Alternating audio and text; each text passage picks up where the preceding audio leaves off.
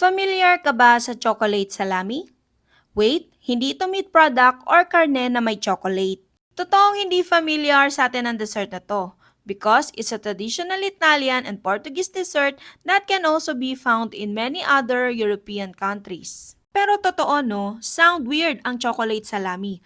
Pero ang ingredients niya hindi because it's made from cocoa, chocolate, butter, icing powder, stuffed with broken biscuits, and many more. Yung lasa niya, parang kang kumakain ng super fudgy cake na pag kinagat mo may crunch ng biscuit, tapos sabay-sabay mo matitikman yung walnuts na may raisins, na may marshmallow, na may... Ay, sobrang sarap.